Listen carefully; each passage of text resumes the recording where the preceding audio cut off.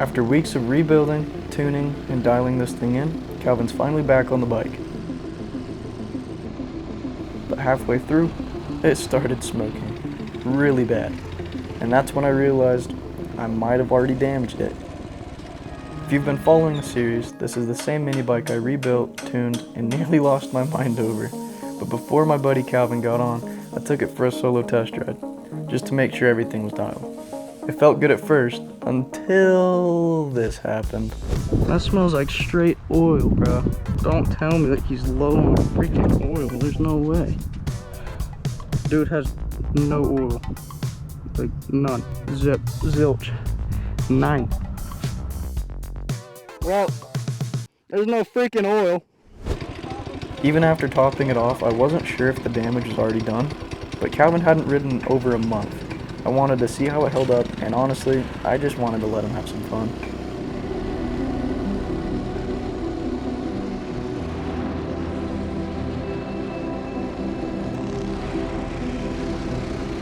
And man, it ripped.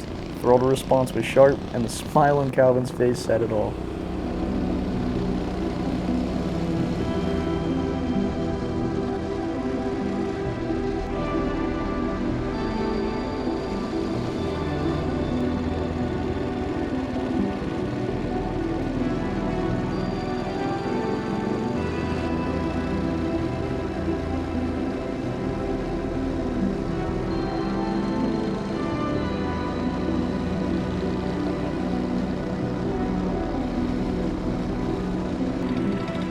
Halfway through, we started noticing smoke, white and black.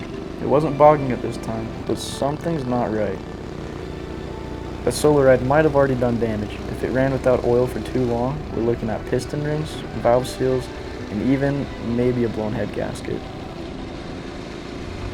It sucks, because for a second it felt like everything was finally right, but now we're back to the diagnostics. There's only one way to know how bad it is: a compression test. If the numbers are low, we'll have to tear it apart again.